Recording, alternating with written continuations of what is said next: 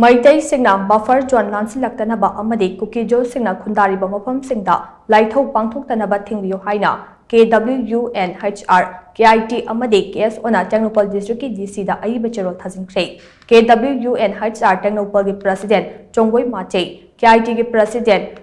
Khaigin